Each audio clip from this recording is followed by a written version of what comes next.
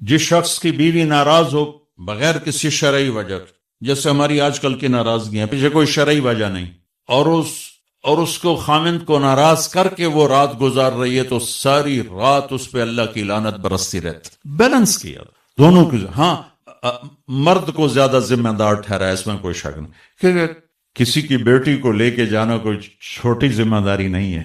اور شریف زادیوں کی جہاں ڈولی اترتی وہیں سے ان کے جنازے اٹھتے ہیں. گھٹ گھٹ کے مر جانا ان کی سرشت میں ہوتا ہے. طلاق ہمارے یہاں ایک لعنت ہے کہ گزارا نہیں ہوتا تو بھی کر گزارا، نہیں ہوتا کر گزارا. ایسے موقعوں کے لیے تو اللہ نے جدائی کر رکھا. میں اپنے گاؤں میں تھا، ایک بچی رات کو چھوٹا بچہ لے کر وحشت زدہ، ارے کہاں سے آئی ہو؟ کہ میں فلاں جگہ، میں نام لے فلاں جگہ سے آئی ہوں. کیا کرنا؟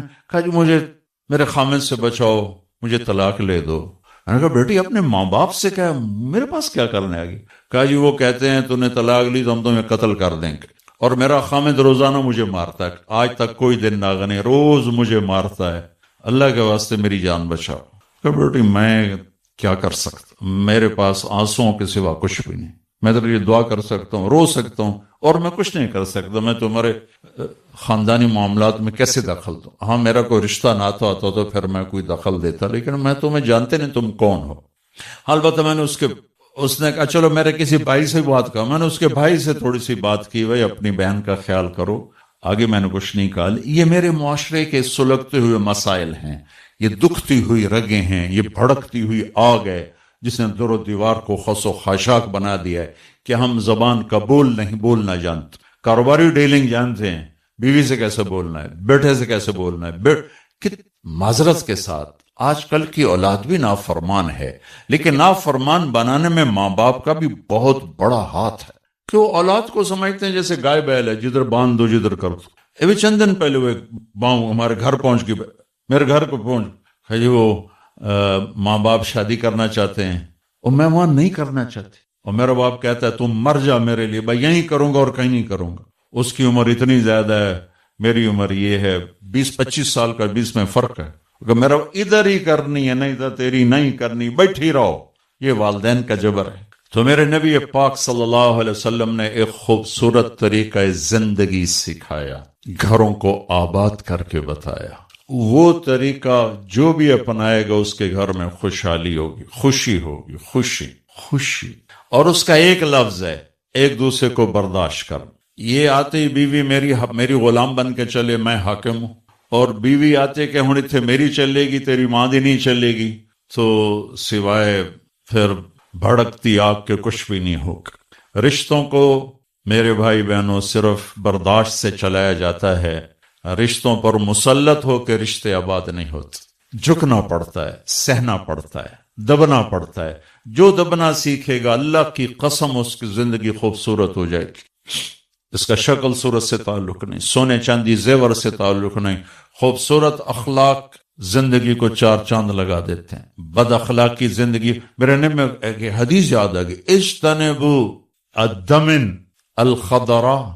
تو آپ کے الفاظ تھوڑا مشکل تھے، تو صحابہ نے کہا یا رسول اللہ، آپ نے کہا الدمن الخضراء سے بچو. یا رسول اللہ دمن خضراء کیا ہوتا ہے؟ آپ نے کہا المرأة الحسنہ فی المنبت السوء. بد اخلاق خوبصورت عورت سے بچو، اس کے حسن پہ نہ ریجھ جانا ورنہ زندگی تباہ ہو جائے گی. بد اخلاق سے بچو، بد اخلاق سے بچو. آدمی بھوک پر گزارا کر سکتا ہے، کڑوے بول پہ گزارا نہیں کر سکتا. عزت دو ایک دوسرے کو. گھروں کو آباد کرنا، عزت دو. میرے نبی نے عزت دے کر دکھایا. عرب میں جب عورت ناپاکی کی حالت میں ہوتی تھی تو وہ اپنے خامد کے ساتھ نہیں سو سکتی تھی، الگ کر دیا جاتا تھا اسے. حضرت ام سلمہ رضی اللہ تعالیٰ عنہ وہ رات کو اللہ کے نبی کے ساتھ ایک چارپائی پر سوئے ہوئے، تو انہیں محسوس ہوا کہ وہ ناپاکی کی حالت میں چلی گئیں. وہ چپ کر کے اٹھ گئیں اور جا کر کپڑے تبدیل کر کے ایک طرف ہو. آپ کی آنکھ کھلی، دیکھا ام سلمہ نہیں، دیکھا تو ادھر. اللہ کے نفس تھی، لگتا ہے تجھے مینسز کا؟ جی ہاں. کہا ادھر میرے پاس ہی آ کے لیٹو. دوبارہ اپنے پاس آ کے ان کو لٹایا. یہ عزت ہے جو میرے نبی نے اپنے گھر والوں کو دی ہے. جہاد کا سفر تھا، جہاد کا، اور قافلہ چلنے لگا حضرت عائشہ بیٹھ گئیں، ٹھیک، تو یوں دیکھا تو گلے میں ہار کوئی نہیں، تو انہیں کہا یا رسول اللہ میرا تو ہار گم ہو گیا. تو آپ کہتے تجھے ہار کی پڑی، ادھر جہاد کا سفر ہے، چل. آپ نے کہا چلو بھائی عائشہ کا ہار ڈھونڈو. سارے لشکر کو ہار ڈھونڈنے پہ لگا دیا، اور ڈھلتا سورج ٹھنڈا ہو گیا تھا جب سفر کی تیاری ہو رہی تھی، تو شام ہو گئی، ہار نہیں ملا. تو اب مغرب پڑی، عشاء پڑی، تو اندھیرا چھا گیا، سفر بھی نہیں ہو سکتا، صبح ہی سفر کرنا. فجر کا وقت داخل ہوا، پانی کوئی نہیں. پانی ان کا پانی آگے تھا جہاں انہوں نے پہنچنا تھا. اب پانی کوئی نہیں، نماز کیسے پڑھیں گے؟ تیمم کی ابھی آیت کوئی نہیں آئی ہے. تو سارے لوگ ابو بکر کے پیچھے پڑ گئے، تیری بیٹی کی وجہ سے نا آج یہ دن دیکھنا پڑ رہا ہے. اب بتا پانی ہے نہیں تو نماز کیسے پڑھیں گے؟ اب ابو بکر کو بیٹی پہ غصہ چڑھا، وہ آئے سیدھے اللہ کے نبی کے خیمے میں. تو آگے اللہ کے نبی، اما عائشہ فرماتی میری گود میں سر رکھ کے سوئے ہوئے تھے اور وہ ایسے بیٹھے ہوئی تھیں. تو باپ تو ڈانٹ سکتا ہے، لیکن اب ڈانٹیں تو وہ سوئے ہوئے ہیں، تو اب وہ ایکسپریشن سے ڈانٹ رہے ہیں تیری وجہ سے. اور ان کے یوں پسلی میں نا آ کے انگلی ماری، زور سے، ایسے زور سے انگلی ماری. وہ کہتے میں ایسے ہو گئی تاکہ میں ہلوں نہیں کہ اللہ کے نبی کی آنکھ نہ کھلے. تو یہ کہ غصہ اتار کے باہر آ گئے، باہر وہ تانے پڑ رہے. اللہ کے نبی کی آنکھ کھلی، نماز کا یا رسول اللہ پانی کوئی نہیں، نماز کیسے پڑھیں گے؟ اب اسی پریشانی میں تھے کہ جبریل آ گئے، فتیمموا صعیدا طیبا، چلو ہم مٹی سے وضو کی اجازت، تیمم کرو. کبھی کسی امت کو تیمم نہیں ملا، بلا مٹی سے بھی آدمی پاک ہوتا، منہ تو مٹی مارو بندہ پاک ہوتا. آپ نے چلو منہ پہ ایسے کرو، ایسے چلو نماز پڑھو بھائی. تو پھر وہ جو پہلے سب ناراض ہو ابو بکر سے کہنے لگے بھائی ابو بکر آج تیرے گھر کی طفیل کتنی بڑی رحمت ہمیں مل گئی، کتنی بڑی برکتیں ہمیں مل گئی. تو تیمم کی آیت اتری اس موقع پر جب حضرت عائشہ کا ہار گم ہوا، آپ نے سب کو اس کے ڈھونڈنے پہ لگا دی. تو فجر کی نماز ہوئی، تھوڑا سویرا ہوا، تو پھر حضرت عائشہ کہنے لگی یا رسول اللہ چلو ہار تو ملتا نہیں، چلیں. پھر آپ نے کہا چلو بھائی کوچ کرو. جب اونٹنے کو اٹھایا تو ہار پھسل کے نیچے گیا پڑا تھا، تو پھر ہار بھی مل گیا. یہ دلداری ہے میرے نبی کی اپنے گھر کے لیے. میرے بھائی بہنوں، کسی کی بیٹی کو لے جانا بہت بڑی ذمہ داری ہوتی ہے، اور میں یہ دکھ سے کہتا ہوں کہ میرا سسرالی معاشرہ بڑا ظالم ہے، بہت ظالم.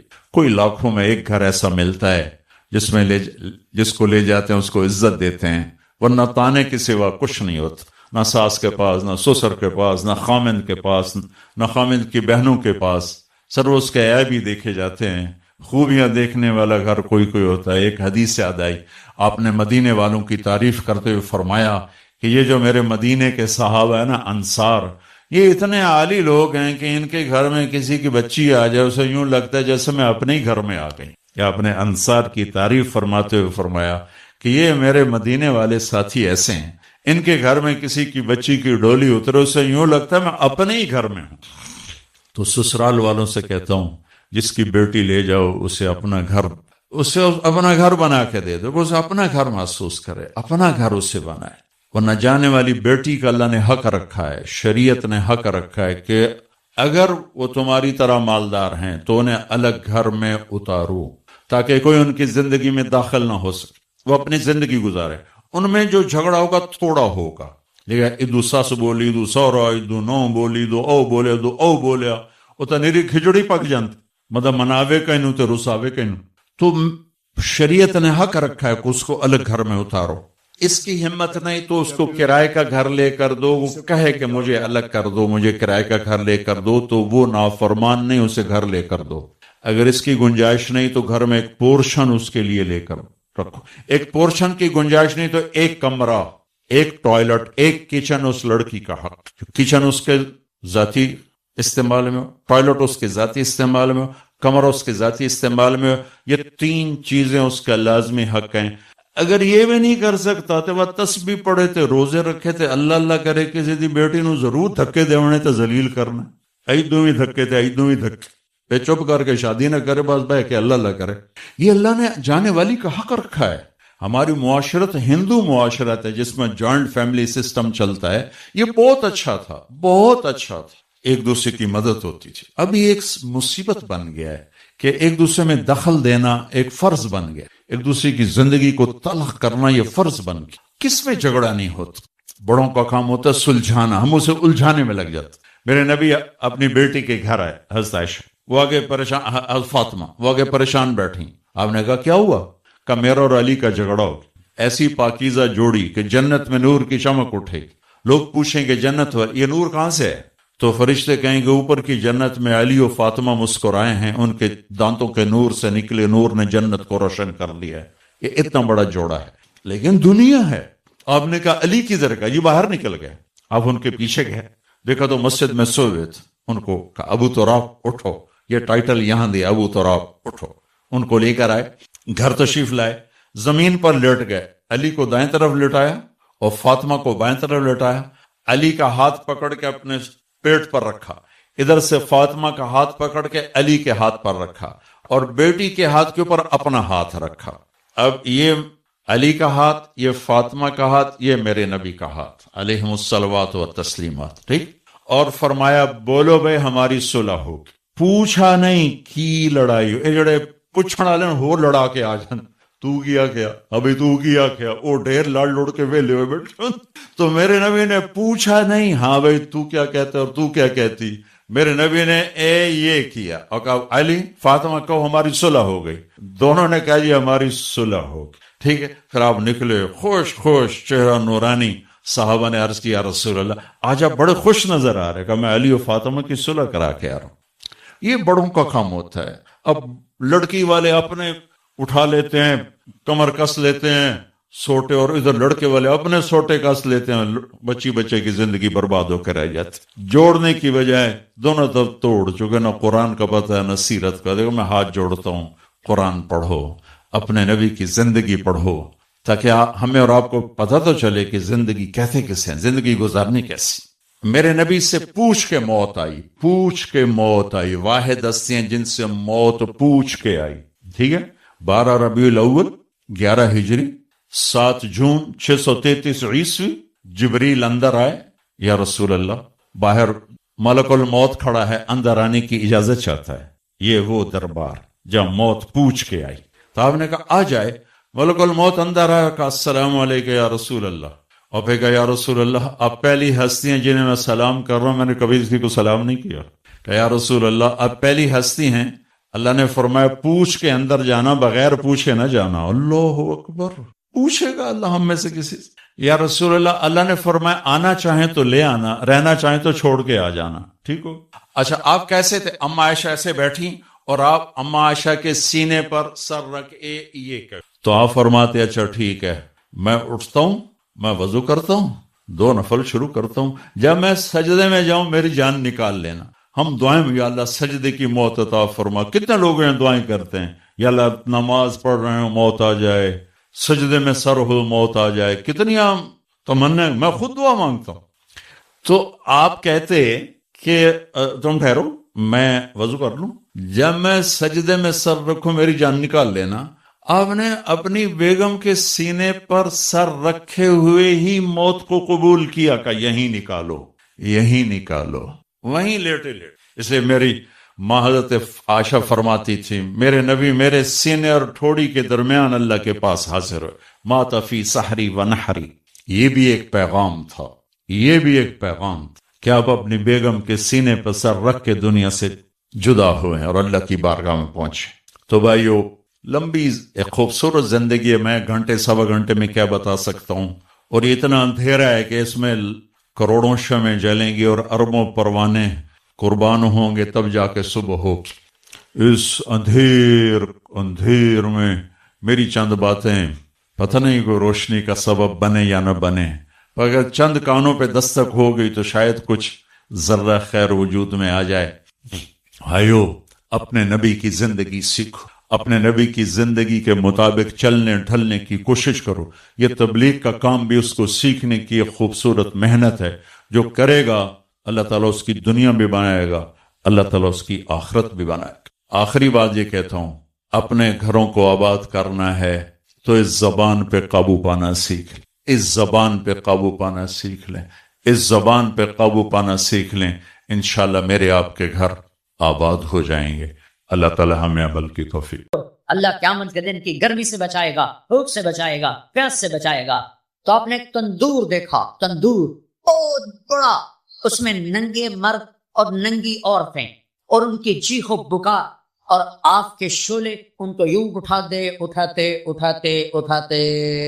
تندور کے منہ تک لاتے ہیں۔ آگ کے شعلے ایک دم نیچے بیٹھتے ہیں اور وہ کلابازیاں کھاتے ہوئے پتہ نہیں کتنی گہرائی میں جا کر گرتے ہیں اور پھر چیختے چلاتے ہیں، پھر آگ اٹھا کر یہاں لاتی ہے، پھر گراتی ہے۔ اب یہ کون ہے؟ کہ یہ زانی مرد اور زانی عورتیں، زنا کرنے والے مرد، زنا کرنے والی عورتیں۔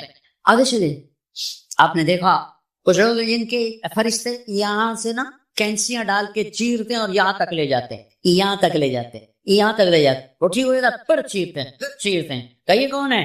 کہ یہ امت کے فسادی خطیب ہیں جنہوں نے امت کو جوڑنے کی بجائے امت کو توڑ دیا۔ شرکاواریت کی آگ، پھر باباریت کی آگ۔ آگے گئے تو دیکھا ایک آدمی بڑا بہترین کھانا پڑا ہوا ہے، لیکن اس کے ساتھ ایک گلی سڑی میت پڑی ہوئی ہے، وہ اس میت کا گندا گوشت کھا رہا ہے، اچھا کھانا نہیں کھا رہا۔ آپ نے کہا یہ کون؟ کہ یہ غیبت کرنے والے جو غیبت کرتے تھے یہ وہ ہیں۔ آگے گئے تو آپ نے دیکھا ایک آدمی آگ کھا رہا ہے، آگ کی انگارے کھا رہا ہے، آگ کے انگارے، اور چیخ بھی رہا ہے، کھا بھی رہا ہے۔ ہم کہا یہ کون ہے؟ کہ یہ حرام کھانے والے، یہ حرام کھانے والے، یہ یتیم کا مال کھانے والے، یہ یتیم کا مال کھانے والے۔ آگے چلے تو آپ نے دیکھا ایک آدمی کا پیٹ ہے گنبد کی طرح، اور پیٹ کے اندر سانپ نظر آ رہے ہیں جو اندر سے کاٹ رہے ہیں، اندر سے وہ تڑپ رہا ہے، چیخ رہا ہے۔ آپ نے کہا یہ کون ہے؟ کہ یہ سود کھانے والے، یہ سود کھانے والے۔ آگے چلے اور ایک خوفناک منظر دیکھا۔ آپ نے دیکھا کچھ لوگ ہیں جن کا دھڑ انسانوں والا ہے، چہرہ سور جیسا ہے۔ دعا دو اس محمد مصطفیٰ صلی اللہ علیہ وسلم کو جن کی طفیل اللہ دنیا میں پردے ڈال رہا ہے۔ اگر ان کی دعائیں نہ ہوتی تو یہ اللہ دنیا میں کر دیتا، یہ دنیا میں کر دیتا۔ اللہ نے پہلوں کو خنزیر بھی بنایا، بندر بھی بنایا، ان کا یہاں تک چہرہ سور، نیچے انسان۔ آپ نے کہا یہ کون؟ جبریل نے کہا جھوٹی گواہی دینے والے۔ ہائے کوئی جا کے لاہور کی عدالتوں میں چیخ کے میرا یہ بول سنا دے، آئے کوئی جا کر پورے دیش میں یہ چیخ کے بول سنا دے کہ میرا دیش جھوٹے گواہوں سے بھرا پڑا ہے۔ گواہ بکتے ہیں، جوڑی مرضی گواہی لے لو، جوڑی مرضی گواہی لے لو، پیسے مکاؤ تے گواہی لو، یہ ہونے والا ہے، میرے نبی آنکھوں سے دیکھ کر آئے ہیں۔ پھر ہم نے خوفناک فرشتہ دیکھا پیسے سنجیدہ بیٹھا ہے۔ ہم کہا یہ کون ہے؟ کہ یہ جہنم کا فرشتہ۔ ہاں، پھر ایک حسین مسکراتا چہرہ دیکھا۔ آپ نے کہا یہ کون ہے؟ فرمایا، عرض کیا یہ جنت کا فرشتہ رضوان، کہ جہنم کی سیر کٹ شاٹ کرتا ہوں، ٹائم آگے جا رہا ہے۔ پھر اب جنت کو دیکھا۔ ہاں میں نے دیکھا تو ایک لڑکی چشمے پر وضو کر رہی تھی، وضو، اور اس کے سبز رنگ کے جوتے بھی تسبیح پڑھ رہے تھے اور بہت خوبصورت تھی۔ میں نے کہا بیٹی کون ہو؟ کہا جی میں عمر بن خطاب کی بیگم، میں آپ کے غلام عمر بن خطاب کے لیے بنائی گئی ہوں۔ جنت کو دیکھا۔ بلال، ارے بھائی بلال کیا ہوا؟ تو ساری جنت میں میرے آگے آگے تیرے قدموں کی آواز، تیرے قدموں کی آواز، جدھر گیا تیرے قدموں کی آواز، آگے آگے آگے آگے۔ ارے بلال تو کیا ہے؟ یا رسول اللہ کیا کرتے ہو؟ کہ یا رسول اللہ جب وضو کرتا ہوں 2 نفل پڑھتا ہوں، جب وضو کرتا ہوں 2 نفل پڑھتا ہوں۔ وہ تو بہت صرف یہ بات نہیں تھی، صرف اتنی بات سے جنت کے آگے نہیں چل سکتے، پوری تاریخ ہے۔ پتھر پڑے احد احد، کوڑے پڑے احد احد، تھپڑ پڑے احد احد، گھسیٹا گیا احد احد، گرمی میں کھڑے کیے گئے احد احد، انگاروں میں لٹایا گیا احد احد، لوہے کی زرہ پہنا کر گھسیٹا گیا احد احد۔ یہ صلہ ملا ہے۔ آپ نے وہاں دیکھا کہ بلال میرے آگے آگے ہے، فزیکلی بھی آپ نے کہا ایسا ہی ہوگا، جب میں جنت میں جاؤں گا تو میری سواری کی لگام بلال پکڑ کے میرے ساتھ ساتھ جنت میں میرے آگے چل۔ یہ واپسی پہ دیکھے، جاتے ہوئے دیکھے، اللہ بہتر جان جا۔ یہ دیکھ، اس سے علاوہ بھی دیکھا سدرۃ المنتہا، یا رسول اللہ آگے آپ اور آپ کا اللہ۔ پھر میرے نبی جب مکہ سے بیت المقدس آئے تو بشریت، جب میں مکہ سے آسمانوں تک گئے تو ملکیت، آسمانوں سے سدرۃ المنتہا پر گئے تو کچھ اور نظام، الفاظ میرے پاس کوئی نہیں، اور جب سدرۃ المنتہا سے بھی آگے گئے پھر کچھ اور نظام، اس کے الفاظ بھی میرے پاس کوئی نہیں ہے۔ پھر سدرۃ المنتہا سے عرش، اور عرش آج پہلی دفعہ جھوم رہا ہے، کیا کسی ہستی کے قدم پڑنے والے ہیں، یہ محمد مصطفیٰ ہیں۔ پھر اس کے آگے لامکان شروع ہوتا ہے، 70,000 کیا نور کے پردے اٹھے اور اللہ اور حبیب اللہ آمنے سامنے ہو گئے۔ کعب قوسین، یہ ہے کعب قوسین، یہ یہ قاب قوسین ہے، یہ ایک کمان ہے، یہ کمان ہے، اور ایک یہ کمان ہے، یہ تانت ہے جس پر تیر رکھ کے کھینچ کے مارا جاتا تھا، ٹھیک ہو گیا؟ یہ جو کنارہ ہے، کنارہ تمام کا، اس کو کعب کہتے ہیں، کعب، اور اس کو قوس کہتے ہیں، قوس۔ تو عربوں میں جب لڑائی کے بعد صلح ہوتی تھی تو ایک سردار یہ اٹھا، ایک یہ اٹھا، اور اپنے کمانوں کا رخ موڑ کے یہ ملا دیا، تو یہ کعب، یہ قاب، یہ قوس، یہ قوس، یہ نشانی ابھی ہم جڑ گئے، مل گئے، آپس میں مل گئے۔ میرے اللہ نے یہ محاورہ اپنے اور اپنے حبیب کے لیے استعمال کیا کہ میرے حبیب میرے اتنا قریب ہوئے جیسے کمانوں کے کعب قریب ہوتے ہیں۔ اور اگلا ترجمہ کرتا ہوں، حقیقت اللہ جانتا ہے، او ادنا یعنی میرے محبوب اس سے بھی زیادہ میرے قریب ہو گئے۔ اب اس کی مراد اللہ جانے، اللہ کا حبیب یعنی ہمیں نہیں پتا، ہمیں ایمان لائے، پھر گفتگو ہو رہی ہے، پھر باتیں ہو رہی ہیں، السلام علیک ایھا النبی ورحمۃ اللہ وبرکاتہ، سلام پیش کیا جا رہا ہے، التحیات للہ والصلوات والطیبات میرے نبی کی طرف سے پیش کیا جا رہا ہے، یہ گفتگو ہے، پھر وہاں سے آپ کی واپسی ہوئی ہے۔ یا لمبی باتیں میں وہ چھوڑ رہا ہوں۔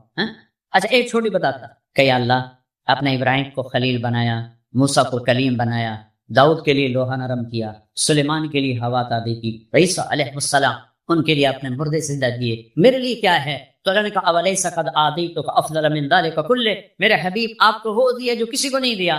جی کیا؟ کہ اللہ ذکرت الا ذکرت معی، قیامت تک آپ کا اور میرا نام اکٹھا رہے گا، جدا نہیں ہو سکتا۔ وَلَقَدْ رَآهُ نَزْلَةً أُخْرَىٰ عِندَ سِدْرَةِ الْمُنتَهَىٰ، اب آپ واپس آئے تو جبریل کو دوبارہ دیکھا 50 نمازیں لے کر۔ اللہ نے کہا میرے حبیب 50 نماز، کل لبیک، اللہ کو بھی پتہ ہے نہیں پڑھ سکتے، میرے نبی کو بھی پتہ نہیں پڑھ سکتے، لیکن تسلیم و رضا لبیک یا حاضر۔ چھٹے آسمان پر پہنچے، میں واضح کر دوں پہلے، میں نے کسی کتاب میں نہیں پڑھا، میرے دل کا خیال ہے کہ اللہ نے موسیٰ علیہ السلام کو کھڑا کیا ہوگا کہ موسیٰ یہ میرا حبیب 50 لے جاندہ پہ ہے، لاہوریاں ایک نہیں پڑھنی نہ بجا کے تو پڑھنی، میرے نبی اے موسیٰ یہ نا آپ ایسا کریں میرے نبی کو میرے پاس واپس بھیجیں۔ مجھے لگتا ہے ممکن ہے میرا خیال ٹھیک ہو، چونکہ پیچھے کوئی کتابی تائید نہیں، لہذا میں خیال ہی کہہ رہا ہوں، دعویٰ نہیں کر رہا ہوں۔ آگے موسیٰ علیہ السلام یا رسول اللہ کیسی رہی ملاقات؟ کا بڑی اچھی، کیا ہوا؟ 50 نماز، توبہ، کون پڑھے گا؟ واپس پھر پتہ نہیں کہاں تک پہنچے، سدرۃ المنتہا پر پہنچے، یا اللہ کچھ کم ہو جاتی تو اللہ ایک اچھا اللہ پہلے 5 کیوں نہیں دی، 50 کیوں دی، پھر 5 کیوں کم کی، 45 کیوں نہیں کم کی؟ اور میرے بچوں اللہ کی قسم صرف یہ بتانے کے لیے کہ نماز نہ چھوڑنا بڑی اہم چیز، نماز نہ چھوڑنا بڑی اہم چیز۔ پہلے رمضان میں مسجدیں بھر جاتی تھیں، اب رمضان میں بھی پہلے 2 دن بھرتے ہیں، پر وہی خالی سائنس سناٹا ہوگا۔ میرے نبی دنیا میں آتے ہی سجدے میں گر گئے، دنیا سے جا رہے تھے، کہتے تھے نماز نہ چھوڑنا، نماز نہ چھوڑ، اور 50 نمازوں کا اعلان ہے اے امت محمد، نماز نہ چھوڑنا، نماز نہ چھوڑنا، نماز نہ چھوڑ۔ کربلا قائم ہے اور ظہر کی نماز کا وقت داخل ہوا، امام علی مقام نے حبیب کو بلایا، زہیر کو بلایا، زہیر ان سے کہو شمر سے مجھے نماز پڑھنے دیں۔ ارے امام علی مقام آپ کو اب ضرورت نہیں نماز کی، نہیں ضرورت ہے، امت کو پیغام دینا ہے، زیر خنجر یہ پیغام سنایا ہم نے۔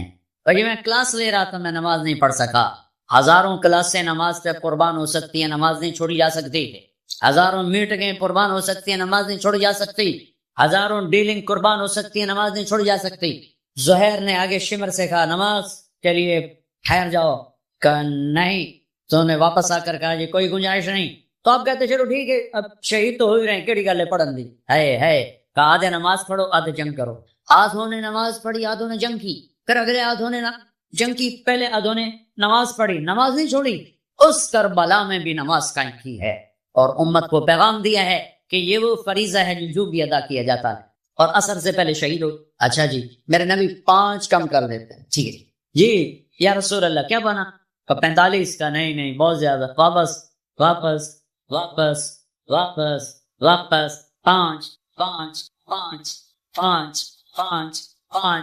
پھر 5 اچھا میرے نبی 45، اچھا میرے حبیب 40، اچھا میرے حبیب 35، اچھا میرے حبیب 30، اچھا میرے حبیب 25، اچھا میرے حبیب 20، اچھا میرے حبیب 15، اچھا میرے حبیب 10، اچھا میرے محبوب 5 پہ آئے، پھر آئے موسیٰ علیہ السلام کھڑے، جی آپ کیا ہوا؟ کہا موسیٰ 5، کہا نہیں یا رسول اللہ بہت زیادہ، واپس ہیں، نہیں پڑھے۔ کہا موسیٰ 5 کم ہو رہی ہیں، اب واپس گیا تو کہ یہ 5 بھی چلے گئی تو میری امت کا کیا بنے گا؟ نہیں میں اب واپس نہیں آتا، مجھے شرم آتی ہے۔ موسیٰ علیہ السلام نے کہا ٹھیک ہے یا رسول اللہ، میری امت پہ 2 نمازیں فرض تھی، فجر کی 2 رکعت، عصر کی 2 رکعت، یہ تو میں آپ کو خود بتا رہا ہوں۔ موسیٰ علیہ السلام نے صرف اتنا کہا، میں بتا رہا ہوں، فجر 2 رکعت، عصر 2 رکعت، باقی چھٹی۔ کہ یا رسول اللہ میری امت پہ 2 نمازیں فرض تھیں، انہوں نے کوئی نہیں پڑھی۔ 5 کتنے پڑھن فاسٹ دا نہیں فاسٹ نہ بجیں ہی رہنا پیسے مگر بج کملے ہو جاؤں گے، نہ پیسہ لبڑے نہ ڈگری لبڑی نہ جنت۔ اللہ جنت سب کو دے، آپ کو دے، مجھے بھی دے۔ اللہ آپ کو دنیا بھی دے، اللہ آپ کو جنت بھی دے۔ اللہ نے کوئی حرام کیا؟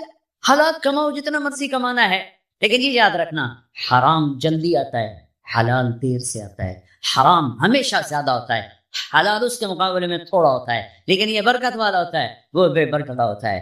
حرام نسلیں اجاڑ دیتا ہے، خاندان تباہ کر دیتا ہے، اور حلال بہار ہی بہار لاتا ہے۔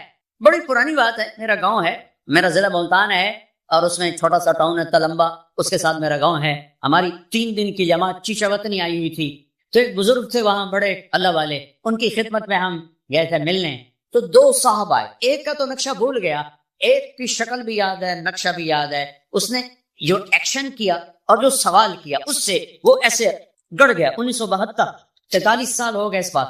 وہ ایسے بیٹھے تھے، وہ آئے ایسے احتیاط میں بیٹھے، انہوں نے کھدر، خاکی کھدر کے کپڑے پہنے ہوئے تھے، کھدر، اور بڑا چشمہ تھا، سپیر ٹوپی تھی، اور یوں احتیاط بیٹھ کر کہنے لگے حضرت جی دعا کرو اللہ رزق حلال دے تے بڑا سارا دے۔ بھائی یہ ایکشن مجھے ایسا گڑ گیا کہ نہ کپڑوں کا رنگ بھولا نہ اس کی شکل بھولی۔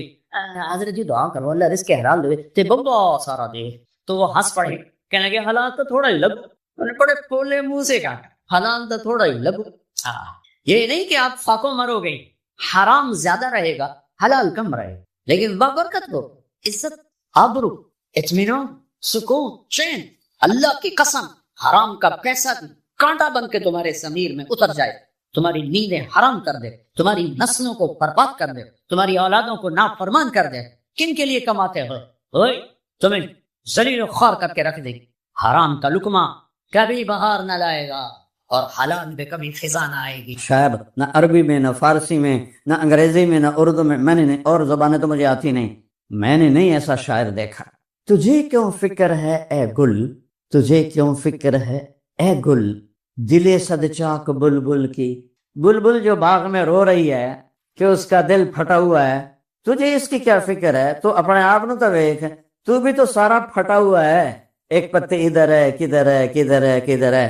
تو اپنے پیرہن کے چاک تو پہلے رفو کر لے، نفی انفسکم افلا تبصرون۔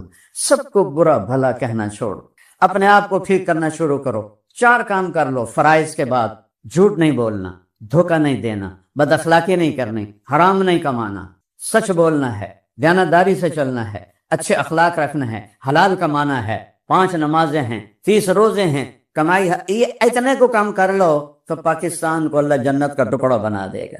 ملک اللہ کیا ہے؟ اللہ کے ہاتھ میں ہے۔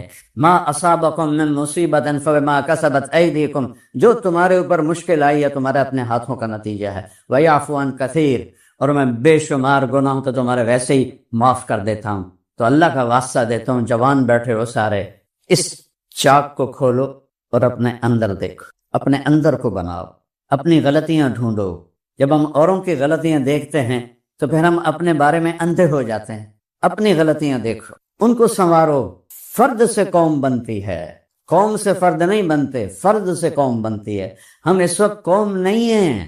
میرا ملک جھوٹ میں ڈوبا ہوا ہے، بددیانتی میں ڈوبا ہوا ہے، حرام خوری میں ڈوبا ہوا ہے، سارے گناہوں میں ڈوبا ہوا ہے، قتل و غارت کے سلسلے ہیں، چاروں صوبوں میں بے گناہ انسان دشمنی پر قتل کیے جا رہے ہیں۔ 2 مجرم سب سے بڑی سزا پائیں گے، 2 مجرم سب سے بڑی سزا پائیں گے ایمان والوں میں، 2 مجرم سب سے بڑی سزا پائیں گے۔ ایک سود کھانے والا، دینے والا نہیں، سود کھانے والا، اور ایک بے گناہ کو قتل کرنے والا۔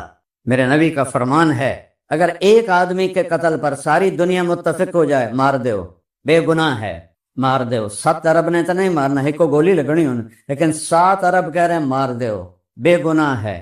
اور وہ قتل ہو جاتا ہے تو اللہ اس ایک کے بدلے میں 7 ارب کو جہنم میں ڈال دے۔ تو بھائیو، ہم اللہ کی بارگاہ میں توبہ کریں۔ یہ بادل اللہ کے، یہ بارش اللہ کی، یہ ہوائیں اللہ کی، یہ موسم اللہ کے، یہ دھرتی اللہ کی، آکاش اللہ کا، چاند تارے سیارے اللہ کے۔ ان فی خلق السماوات والارض والفلک التي تجری فی البحر بما ينفع الناس وما انزل اللہ من السماء من ماء فاحیا به الارض بعد موتها وبث فیها من کل دابہ وتصریف الریاح، سب سے آخر نے کہا والسحاب المسخر بین السماء والارض لآیات لقوم یعلمون۔ یہ میری نشانیوں میں سے ہیں بادل۔ قوم شعیب پہ بادل آیا، کلو بھی بدل آ گیا، بارش ہوئی، اس میں سے آگ برسی۔ قوم شعیب کا گناہ کیا تھا؟ بے ایمان تھے، بددیانتی کرتے، جیسے ہمارے بازاروں میں ہو رہا ہے، 2 نمبری، سب 2 نمبری کرتے تھے۔ تو بادل آیا، اللہ جو مرضی ڈال دے، اس بادل میں پانی نہیں برسا، آگ برسی۔ قوم ہود پہ بادل آیا، کہا ذا عارض ممطرنا، یہ بادل آ گیا، بارش ہوگا۔ بریح فیہا عذاب علیم، اس کے اندر ہوا تھی جو 7 راتیں اور 8 دن مسلسل چلی، اور ان کو ہوا میں اڑا کے سروں کو آپس میں ٹکرا کے ان کے سر الگ ہو گئے، دھڑ الگ ہو گئے۔ فَتَرَى الْقَوْمَ فِيهَا سَرْعَىٰ كَأَنَّهُمْ أَعْجَازُ نَخْلٍ خَاوِيَةٍ فَهَلْ تَرَىٰ لَهُم مِّن بَاقِيَةٍ۔ قوم عاد جیسا پیدا کوئی نہیں ہوا، 40 سال ان کے قد ہوتے تھے، 800-900 سال ان کی اوسط عمر ہوتی تھی، بوڑھے نہیں ہوتے تھے، بیمار نہیں ہوتے تھے، ایسے 2 انگلیوں سے درخت کو پکڑ کے اکھاڑ دیتے تھے۔ من اشد منا قوہ، انہوں نے حود علیہ السلام سے کہا کوئی ساڑھے کو ڈھیر طاقتور ہے تو بھی کہا پھر اسی مننا گئے۔ انہوں نے کہا اولم یروا ان اللہ الذی خلقہم واشد منہم قوہ، اور جس رب نے تمہیں پیدا کیا ہے وہ تم سے زیادہ طاقتور ہے۔ تو میرے بھائیو، اللہ کا واسطہ ہے، نفرتیں ختم کرو، لڑائی جھگڑے ختم کرو، رشتوں کی لڑائیاں، کاروبار کی لڑائیاں، سیاست کی لڑائیاں، دلوں کو پاک کرو، صاف کرو، توبہ کرو۔ 5 وقت نماز ہے، روزہ ہے، حج ہے، زکوٰۃ ہے، سچ بولو، دھوکہ نہ دو، بد اخلاق نہ بنو، حرام نہ کماؤ، تو اللہ اسی ٹکڑے کو جنت کا ٹکڑا بنا دے گا۔ تو سارے بھائی اس کی نیت کرو اور پچھلے گناہوں پہ توبہ کرو۔ کر دے ہو توبہ سارے؟ کہو یا اللہ میری توبہ، پھر کہو یا اللہ میری توبہ، پھر کہو یا اللہ میری توبہ۔ میں 3 دفعہ کہلواتا ہوں کہ اللہ کرے دل سے سارے بولیں تو اللہ کی قسم جو دل سے بولا ہے اس کے سب گناہ معاف ہو، وہ ایسے جیسے ابھی ماں کے پیٹ سے نکلا ہے۔ اللہ تو ایسا کریم ہے۔ اور جس سے کبھی لڑے ہوئے ہو، کسی سے ناراضگی ہے، بولتے نہیں ہو، اس سے جا کے بولو، اس سے صلح کر لو، وہ نہ بھی مانے اس کے پاؤں پکڑ لو، اللہ تمہیں اونچا کر دے۔ جو اللہ کے لیے جھکتا ہے اللہ اسے اٹھا دیتا ہے۔ تو اللہ تعالیٰ آپ کو بہت جزائے خیر عطا فرمائے۔ مجھے یاد آ رہا 1981 میں پہلی دفعہ جب میں سال لگا رہا تھا تبلیغ میں، 80 میں میری فراغت ہوئی، 81 میں نے سال لگایا۔ تو اس وقت رمضان جو تھا 81 میں رمضان آیا، گرمی کا رمضان تھا اور آخری عشرہ تھا۔ حمدانی صاحب رحمۃ اللہ علیہ یہاں مسجد کے خطیب ہوتے تھے، یہ ساری مسجد اعتکاف والوں سے بھری ہوئی تھی، پوری ساری کی ساری۔ تو ہم یہاں 3 دن ٹھہرے اور بسوئی اعتکاف والے ہی ہمارے پاس ہوتے تھے، باہر ہوتا کوئی عمدہ کوئی نہ ہے۔ آج اتنا بڑا مجمع آیا ہوا ہے، وہ سب نوجوان ہیں، میرے نبی کی امت کے پھول ہیں، اپنی جوانی کو پاک کر لو تو اللہ تعالیٰ عرش کا سایہ نصیب فرمائے۔ الحمدللہ رب العالمین والصلاة والسلام علی رسولہ الکریم وعلی آلہ وصحبہ اجمعین، اما بعد۔ ذوالحج کا مہینہ ہمارے مبارک مہینوں میں سے ایک مہینہ ہے جس میں اللہ تعالیٰ نے حج اور قربانی، یہ 2 بڑے عمل اس میں جمع فرمائے ہیں۔ پوری دنیا سے حجاج کرام اس مہینے میں حج بھی کرتے ہیں اور پھر منی میں آ کر قربانی کرتے ہیں۔ اور اللہ تبارک و تعالیٰ نے ان ایام کی قسم اٹھائی ہے، والفجر ولیال عشر والشفع والوتر واللیل اذا یسر هل فی ذلک قسم لذی حجر۔ اور کسی دن کی قسم اللہ نے ایسے نہیں اٹھائی، خاص کر اللہ کو عید کے دن کی قسم اٹھائے یا جمعہ کی قسم اٹھائے یا لیلۃ القدر کی قسم اٹھائے، انا انزلناہ فی لیلۃ القدر وما ادراک ما لیلۃ القدر، یہ گفتگو فرمائی، خبر دی۔ لیکن والفجر، مجھے قسم ہے فجر کی، اس سے مراد 10 تاریخ کی صبح جو 9 کا دن گزار کے حج کا دن ہوتا ہے اور وہ گزار کے 10 کی صبح یعنی قربانی کی جو صبح ہے، اللہ نے والفجر اس کی قسم اٹھائی۔ پھر ولیال عشر، 1 سے 10 ذوالحج کی جو راتیں ہیں ان کی قسم اٹھائی۔ والشفع، یہ 10 کے دن کی قسم اٹھائی۔ والوتر، اور یہ اللہ تعالیٰ نے 9 تاریخ کی قسم اٹھائی، واللیل اذا یسر، اور یہ 9 اور 10 کی درمیانی رات کی اللہ تعالیٰ نے قسم اٹھائی. یہ کسی بھی ٹائم کی، دن کی، مہینے کی، سال کی اس طرح اللہ تعالیٰ نے خوبصورت انداز میں قسم نہیں اٹھائی جیسی اللہ تبارک و تعالیٰ نے یہ ان 10 دن راتیں، 9 کا دن، 10 کا دن، 10 کی رات، 10 کی صبح ہو.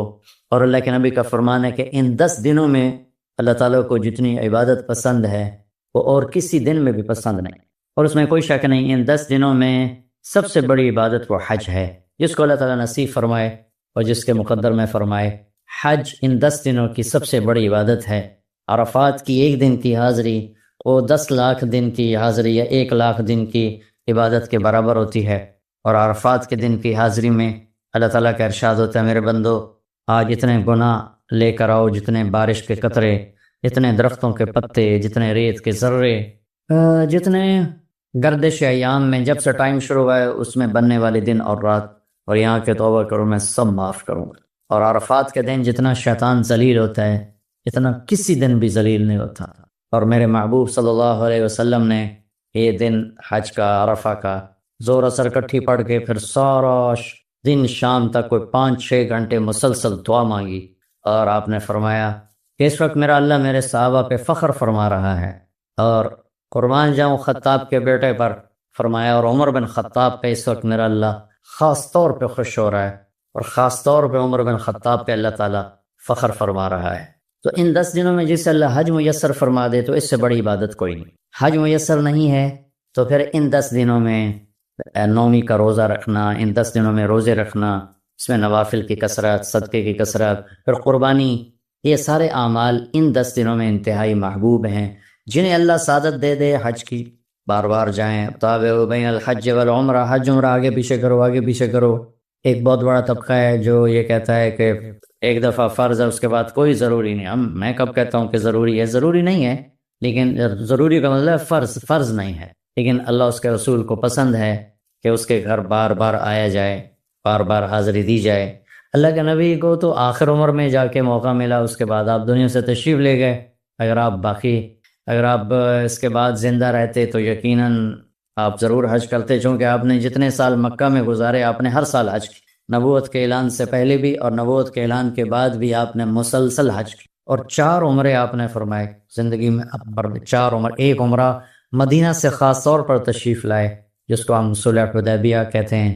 وہ ہو نہیں سکا لیکن آپ نے وہیں عمرے کا کام پورا کیا، سر مڑائے، احرام کھولے. پھر اگلے سال آپ اس کی قضاء کے لیے تشریف لائے.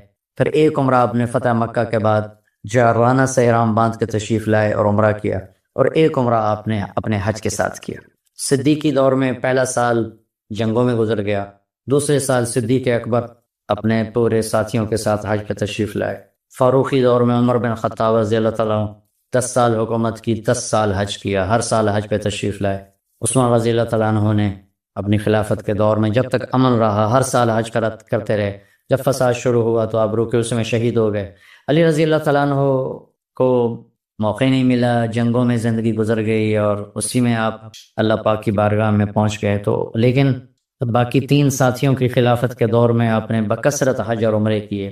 تو دین کے کسی عمل کو یوں کہہ کر ہلکا نہیں بنانا چاہیے کہ اس کی کیا ضرورت ہے، اتنا پیسہ خرچ کرتے ہیں، اس کی کیا ضرورت ہے، کسی غریب کو دے دیا جائے. یہ اس طرح تخول نہیں کرنا چاہیے کہ اللہ کے گھر کی حاضری کو اتنا ہلکا نہیں سمجھنا چاہیے. میرا اللہ بلائے تو بار بار جانا چاہیے، اور جس کو اللہ توفیق دے عمرے پہ جائے، حج پہ جائے. ہاں غریبوں پر بھی خرچ کرے، اپنے رشتہ داروں پر خرچ کرے، ضرورت مندوں پر خرچ کرے، لیکن اللہ کے فضل سے امید ہے جو اس طرح اللہ کے گھر جانے پر خرچ کرتے ہیں تو اپنے اللہ کے فضل سے غریبوں پر بھی خرچ کرتے ہیں. اس کو آپس میں یوں اس کا مقابلہ نہیں کرنا چاہیے، یہ چیز اللہ کو پسند نہیں ہے. شہنشاہ کے، دنیا کے سب سے بڑے بادشاہ کے دربار میں حاضری کو ہم اتنا ہلکا نہ سمجھیں، بہت بڑی سعادت ہے. حضرت امام حسن کی سنا دیتا ہوں. امام حسن رضی اللہ تعالی عنہ نے 20 حج پیدل کیے، مدینہ سے پیدل تشریف لاتے تھے اور حج فرماتے تھے. 20 حج. یہ تو اہل بیت کے جگر گوشہ رسول ہیں اور جگر اہل بیت ہیں، تو 20 حج فرمائے آپ نے، پیدل فرمائے، مدینہ سے تشریف لائے مکہ پیدل. ایسے ہی امام حسین رضی اللہ عنہ نے کئی حج پیدل فرمائے، مجھے ان کا عدد یاد نہیں، امام حسن کا مجھے یاد ہے 20 حج پیدل کر. اللہ کے نیک بندوں نے برس ہا برس اللہ کی بارگاہ میں پیدل حاضریاں دی ہیں. تو ان 10 دنوں میں عبادت کا ذوق بڑھنا چاہیے، نوافل بڑھائے جائیں، ذکر بڑھائے جائے، تلاوت پڑھائی جائے، ہمت ہو تو روزے رکھے جائیں. خاص طور پہ 9 تاریخ کا روزہ پچھلے سال کے سارے گناہ معاف ہو جاتے ہیں ایک دن کا جو روزہ ہے. پھر اس کا دوسرا جو بڑا عمل ہے وہ قربانی ہے. وہ یہ قربانی آدم علیہ السلام سے چلی آ رہی. وَاتْلُ عَلَيْهِمْ نَبَأَ ابْنَيْ آدَمَ بِالْحَقِّ إِذْ قَرَّبَا قُرْبَانًا فَتُقُبِّلَ مِنْ أَحَدِهِمَا وَلَمْ يُتَقَبَّلْ مِنَ الْآخَرِ. اس قربانی کی بنیاد تو آدم علیہ السلام سے پڑی ہے، لیکن ہمیں جو حکم ملا وہ سنت ابیکم ابراہیم، وہ ابراہیم علیہ السلام کی سنت ہے قربانی. یہ بہت خوبصورت قصہ ہے اور بہت عجیب و غریب قصہ ہے کہ اللہ پر سب کچھ لگا دینا. ایک شخص کو اولاد کے لیے دعا مانگتے مانگتے مانگتے کچھ 60 برس گزر گئے، 65 برس گزر گئے. رب هب لی من الصالحین، یا اللہ مجھے نیک اولاد دے دے، نیک اولاد دے دے. نیک اولاد میری 84 سال کی عمر، اللہ نے 84 سال کی عمر میں بیٹا دیا. بڑھاپے کی اولاد تو دل پکڑ لیتے. اور ابھی چند دن نہیں گزرے تھے کہ اللہ نے کہا جاؤ اسے چھوڑ کے آؤ. یہ کہاں چھوڑ کے آؤں؟ جبریل آئے گا تمہیں راستہ بتائے. تو جبریل انسانی شکل میں آئے تو براق کی طرح نہیں یہ سفر ہوا کہ ایک دم میں پہنچا دیا، بلکہ جبریل انسانی شکل میں آئے، اونٹنی پر سوار ہو کر ابراہیم علیہ السلام دوسری اونٹنی پر، بچہ اور بیگم، اور ان کو فلسطین سے چلایا. اور چلاتے چلاتے چلاتے چلاتے جب مکے کے کالے پہاڑ آ گئے جہاں کچھ بھی نہیں ہے، نہ پانی نہ سایہ، کہاں چھوڑ. بیت اللہ ٹیلا تھا اس وقت، کہاں چھوڑ. تو ابراہیم علیہ السلام جو آگ میں ڈلتے ہوئے نہیں گھبرائے. یہ بات سنی تو گھبرا کر کہنے لگے یہاں کیسے چھوڑ دوں، یہاں تو کچھ بھی نہیں ہے. تو جبریل نے کہا جی آپ کے اللہ کی منشا ہے کہ اس بچے کو یہیں چھوڑ دیا جائے. تو انہیں وہیں چھوڑا اور واپس چل دیا. حضرت ہاجرہ حیران پریشان ہو گئے، یہ کہاں چھوڑ کے جا رہے ہو، کیوں چھوڑ کے جا رہے ہو؟ جواب نہیں دے رہے. 3 میل ان کے ساتھ چلتے نہیں، وہ جواب ہی نہیں دے رہے. 3 میل کے بعد ان کو یاد آئی یہ تو اللہ کے نبی ہیں. اللہ امرک، ابراہیم کا یہ اللہ کا حکم ہے. کہاں اللہ کا حکم؟ اذن لن یضیعن اللہ، جاؤ پھر اللہ مجھے ضائع نہیں کرے گا. اس طرح بنیاد رکھی. بچے کو ایسے جنگل میں چھوڑا. جب وہ بڑے ہو گئے تب حکم آیا جاؤ ذبح کرو. تو اب آپ کی عمر ہو چکی ہے کوئی 92 سال یا 94 سال، 90 پلس ہے، 100%. فلسطین سے چلے مکہ جا رہے ہیں. کیا کرنے جا رہے ہیں؟ بچہ ذبح کرنے جا رہے ہیں. کوئی مرغی اور بکرا ذبح کرنے نہیں جا رہے ہیں. پھر ان کو تیار کرا کے مینا کی وادی میں لا کر کہنے لگے بیٹا اللہ کا حکم ہے تمہیں ذبح کر. تو بیٹے نے کہا یا ابت افعل، تو آپ کر دیں جو کرنا ہے. ابراہیم علیہ السلام کہنے لگے تو یہ خبر بھی ہے میں کیا کہہ رہا ہوں؟ کہ جی مجھے پتہ ہے، آپ کہہ رہے ہیں مجھے ذبح ہونا ہے تو آپ کے بدلے میں مجھے اللہ ملے گا، وہ آپ سے بہتر ہے، اور دنیا کے بدلے میں جنت ملے گی، وہ دنیا سے بہتر ہے. پھر معصوم بچے نے کہا ابا میرے ہاتھ باندھنا، تو مجھے الٹا لٹانا. اور پھر فرمایا کہ مجھے اپنا کرتا اتارا اور کہا کہ یہ میری اماں کو دے دینا، میری نشانی رہے گا، اور آپ اپنے کرتے میں مجھے کفن دے کے ادھر دفن کر دینا. تو ان کے ہاتھ باندھے، پاؤں باندھے، الٹا لٹایا، اپنا گھٹنا رکھا ان کی کمر پر، ان کے سر کے بال اٹھائے تھوڑا سا اوپر کر کے نیچے چھری چلانے کے لیے. ایک ہاتھ میں بال تھے، ایک ہاتھ میں چھری تھی، اور یوں آسمان کو دیکھا کہ اللہ تو مجھ سے ناراض ہو گیا ہے کہ اسماعیل کی محبت نے میرے دل میں جگہ پکڑ لی ہے. نہیں میرے مالک، میرے دل میں تیرے سوا کچھ نہیں ہے. اگر میرا کوئی امتحان ہے تو پاس کر دے، میرے دل میں تیرے سوا کچھ نہیں ہے، اور اگر تم مجھ سے ناراض ہے تو اپنی ناراضگی دور کر دو، چھری چلا دو. تو میرے مالک نے اسماعیل کو نکال کر چھترے کو ڈال دیا، چھترا. اور آنکھ کھلی تو آنکھوں پر پٹی تھی، کھولی تو آگے چھترا ذبح تھا. نبی پاک صلی اللہ تعالی علیہ وسلم قربانی کے موقع پر 2 چھترے، بکرا نہیں، بھیڑ نہیں، گائے نہیں، بھینس نہیں، 2 چھترے ذبح فرماتے تھے قربانی کے، ایک اپنی طرف سے، ایک امت کی طرف سے. حج کے موقع پر آپ نے 63 اونٹ ذبح کی. 63 جو ایک اونٹ میں 7 آدمی ہوتے ہیں، ایک اونٹ میں 7 آدمی ہوتے ہیں. تو یہ کچھ 441 قربانیاں آپ نے کی اپنی طرف سے، اور مالداروں کو پیغام دیا کہ قربانی خوب کرو. لیکن ہمارے ملک میں ایک عجب چیز بیل لے لیا، 20 لاکھ کا بیل لے لیا. یہ صرف فخر ہے، ریا ہے اور بناوٹ ہے، دکھاوا ہے. آپ 20 لاکھ کے بکرے خریدیں تاکہ غریبوں کو گوشت پہنچے. 20 لاکھ کا ایک بیل لے کے آپ نے کون سا سمجھداری کا، عقل مندی کا کام کیا ہے؟ وہ کراچی مجھے لے گئے منڈی میں، تو وہ 5-5 لاکھ کے بکرے کھڑے ہوئے تھے. میں تو حیران پریشان ہو گئے، بکرے کی قیمت 5 لاکھ. تو وہ جو مالدار لوگ ہیں ان میں ایک مقابلہ بن گیا ہے اور ایک فخر بن گیا ہے، جی میں 20 لاکھ دا ذبح کیتا، میں 10 لاکھ دا ذبح کیتا، ہم نے تو بھائی 50 لاکھ کا ذبح کر دیا۔ میں آپ سب بھائیوں کی منت کرتا ہوں، اللہ نے آپ کو رزق دیا ہے تو آپ بیوقوف نہ بنیں، آپ اس کو صحیح خرچ کریں۔ آپ 20 لاکھ کے جانور خریدیں، 20 لاکھ کے آپ بکرے لے لیں، 20 لاکھ کے آپ عام درجے کی گائے لے لیں، آپ بھیڑے لے لیں، آپ اونٹ لے لیں، بیل لے لیں، 20 لاکھ کے بیل لے لیں، تو کتنی بڑی قربانی ہوگی اور کتنے غریبوں تک وہ کھانا جائے گا۔ 20 لاکھ کا ایک بیل لے کر آپ نے کیا کمایا؟ کون سی نیکی کمائی آپ؟ تو میں آپ اگر کوئی میری بات پہنچ جاتی ہے کسی ایسے میرے بھائی تک جو ایسا شوقین ہے، یقیناً اس نے اللہ کے لیے بہت بڑا قدم اٹھایا کہ 20 لاکھ خرچ کر دیے ہیں، لیکن تھوڑی سی نادانی سے کام لیا ہے، بلکہ بہت بڑی نادانی سے کام لیا ہے کہ 20 لاکھ ضرب 4-5 من 10 من گوشت پہ لگا دیے، جبکہ اس میں سے 1000 من گوشت نکل سکتا تھا اگر وہ 20 لاکھ کے بکرے لے لیتے، 20 لاکھ کی بھیڑیں لے لیتے، چھترے لے لیتے، دمبے لے لیتے، 20 لاکھ کے گائے عام خرید لیتے اور بچڑے لے لیتے، تو کتنے غریبوں تک یہ گوشت چلا جاتا۔ تو یہ میرے ملک میں یا خاص طور پر شہروں میں، کراچی میں تو پاگل ہوئے پڑے ہیں لوگ۔ جو کراچی منڈی انہیں دکھائی تو حیران پریشان ہو گیا کہ یہ کیا حماقت ہے، نادانی ہے۔ اور پھر ان بیلوں کو وہ پستے کھلا رہے، بادام کھلا رہے، مکھن کھلا رہے، دودھ پلا رہے، وہ بیچارہ بیل بھی تھک موٹا ہو، بیچارہ تھک کے کھڑا ہوتا ہے، میں نے جلدی فارغ کرو، ذبح کرو، اس کی جان پزی ہوتی ہے۔ تو میں مالدار بھائیوں سے عرض کرتا ہوں کہ ایسی نادانی کے کام نہ کریں، اس قربانی کو اس طرح کریں کہ غریبوں کے لیے یہ ایک دن اللہ نے رکھا ہے تو اس طرح کریں کہ غریبوں کو نفع پہنچے۔ یہ اس نادانی سے توبہ کریں کہ ایک بیل 10 لاکھ کا لے لیا، ایک بکرا 5 لاکھ کا لے لیا، اس میں کتنا پیسہ آپ نے ایک تھوڑے سے بہت تھوڑا نفع کمایا، بہت زیادہ خرچ کیا، اس کے ساتھ آپ بہت بڑا نفع، کیونکہ قربانی کے جانور جب ذبح ہوتے ہیں تو جتنے اس کے جانور کے جسم پہ بال ہوتے ہیں اتنی نیکیاں لکھی جاتی ہیں۔ 20,000 کا بکرا اچھا مل جاتا ہے تو 1 لاکھ میں 5 بکرے آ جاتے ہیں، اور 5 لاکھ میں 25 بکرے آ جاتے ہیں۔ ایک بکرا 5 لاکھ کا لیا، اس کے جسم پہ فرض کرو 1 لاکھ بال ہیں اور آپ نے 25 لیے تو 25 لاکھ آپ کی نیکیاں بڑھ گئیں۔ تو یہ بہت نادان طرز چل رہا ہے۔